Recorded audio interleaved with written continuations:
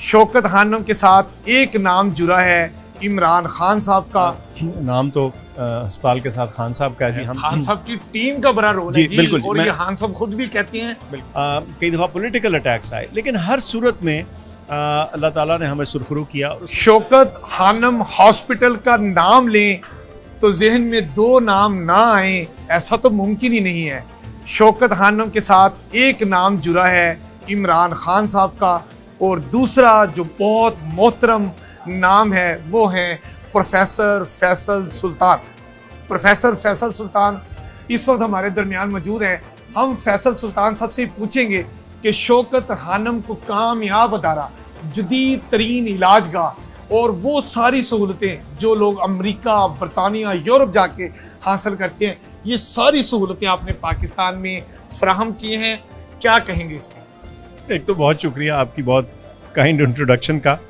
नाम तो अस्पताल के साथ खान साहब का है जी। हम जो यहाँ काम करते हैं, हमारा ज़रूर एक वास्ता और ताल्लुक है और बड़ा गहरा है। खान साहब की टीम का बड़ा रोल है जी, बिल्कुल, और ये खान साहब खुद भी कहते हैं, हम भी कहते हैं, मीडिया वाले भी, कि जो खान साहब को अल्लाह ताला ने टीम दी है, जिसकी सरपरस्ती आप करते हैं, वो माशाल्लाह वो हमारी खुशकिस्मती है कि हमारी टीम इस तरह से है।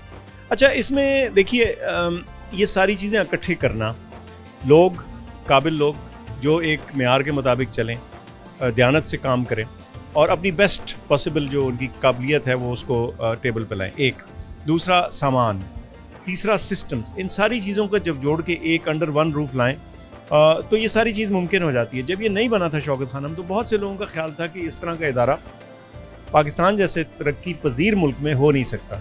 यहाँ प्रूव हुआ कि जब एक नीयत भरी गई, एक नीयत बांधी गई, तो वो रास्ता खुद ब खुद खुलता गया और हर साल खुलता है। हमें हर साल खुद जब हम देखते हैं कि जो हमारे बजट हैं, जो फिगर्स हैं, जो हमने ज़कात अतियात इकट्ठी करनी है, वो किस ज़बरदस्त तरीके से इकट्ठी होती है पाकिस्तान के अंदर, बल्कि बैरून मुल्क पाकिस्तानियों की फराख दिली और उनका डोनेशन का जो जज्बा है वो कमाल है और वो जाहिर होता है। और जब हम एक चीज़ मांगते हैं, यार हम ये चीज़ बनाने चले हैं, पेशावर बनाने चले थे, उसके पैसे पूरे हुए, कराची बनाने चले हैं, इंशाल्लाह वो खुलेगा। तो हम तो, हमारा तो जिसे कहते हैं ना, शुक्र से अल्लाह की तो है ही है, लेकिन उन लोगों से भी जो इसको सपोर्ट करते हैं, वहाँ हम जिसे कहते हैं ऑलमोस्ट अब्लाइज्ड हैं उनके कि वो ये काम करते हैं। अच्छा प्रोफेसर साहब, मैं आपसे एक बात पूछता, आज मैं पर्सनल एक सवाल पूछना चाहूँगा, बुरा भी ना मनाइएगा। शौकत खानम हॉस्पिटल जब बनना शुरू हुआ, उसकी फंड रेजिंग शुरू हुई, कहने वालों ने कहा, मुख्तलिफ बिजनेसमैन ने कहा कि इमरान खान साहब अस्पताल तो बना लेंगे, चंदा इकट्ठा कर लिया, वर्ल्ड कप जीत के आए हुए हैं, चंदा इकट्ठा कर लेंगे, अस्पताल बन जाएगा।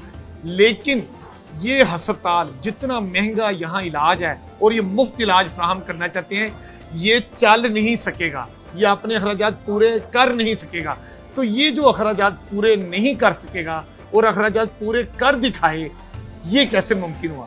देखिए, एक तो और हर साल की तरह चल रहा है, कभी मैंने इधर ताला लगा हुआ नहीं देखा कि फंड्स नहीं है, बिजली का बिल देने के लिए पैसे नहीं है, तो डिफॉल्टर हो गया है शौकत खानम, ऐसा नहीं हुआ। अल्लाह ताला की मेहरबानी है कि सैलाब आए, ज़लज़ले आए, दीगर चैलेंजेस आए, शुरू जब अस्पताल हुआ तो उस वक्त लोगों ने ख्याल किया कि नहीं चल सकता, लेकिन हर सूरत में अल्लाह ताला ने हमें सुरखरू किया और उसकी मेन वजह मैं आपको बताऊं, वो बरकत है जो यहाँ जो मरीज़ आप सुबह से आपकी टीम देख रही है, यहाँ आपने आके देखा, देख रहे हैं मुख्तलिफ शोबों में आपके सामने है। जब जेन्युइनली आप लोगों की खिदमत करो ना, तो फिर वो तमाम रास्ते जो हैं वो खुलते जाते हैं।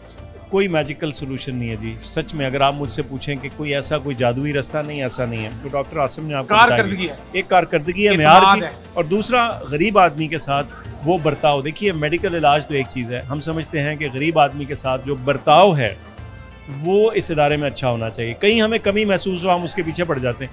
ये दो चीज़ें कायम रहें तो इंशाल्लाह मुझे उम्मीद है कि ये हमेशा हमेशा चलेगा। एक सवाल की इजाज़त दे दें। ज़रूर। लोग कहते हैं कि शौकत खानम हॉस्पिटल ऐसे मरीज को नहीं लेता जो 3rd या 4th स्टेज पे चला जाता है या जिसकी एज 40 ईयर से ज्यादा हो जाती है, उन मरीजों को आप क्यों नहीं? अच्छा, ये डॉक्टर साहब ये आज बता दें, लोग ये पूछना। अच्छा, एक 40 यहाँ लोगों का गिला आता है। अच्छा, बिल्कुल सही है। एक ये 40 वाली बात ऐसी नहीं है, मैं अब आपको बाकी समझा देता हूँ। सर देखिए, हमारे मुल्क में हमारा ख्याल है, तखमीना है, एस्टिमेट है कि 1.5 पौने 2 लाख के करीब नए कैंसर के केस होते हैं हर साल 2 पौने 2 लाख नए केसेस आ रहे हैं। ठीक है। अच्छा, जिसमें से 50,000 तो हमारे दरवाजों पे आ जाते हैं, वॉक इन क्लिनिक पे आ जाते हैं। इसका मतलब है वो 50,000 तो हैं। अब एक इदारा या अब 2 या इवन अगर 3 हो जाएं तो वो 50 के 50,000 मरीज जो हैं उनको केटर करना नए, और गुज़िश्ता सालों के मरीज भी तो साथ साथ फॉलोअप चल रहे। अब ये नहीं हो सकता कि ये सारा लोड 1 या 2 या 3 अस्पतालों से केटर हो। तो हमें अपनी जो इंटेक है उसको प्रायोरिटाइज करना पड़ता है, हमें देखना पड़ता है कि किसको तरजीह दी जाए। और आप एक लॉटरी भी निकाल सकते हैं, फर्स्ट कम फर्स्ट सर्व भी कर सकते हैं, लेकिन वो सारे तरीके गलत हैं।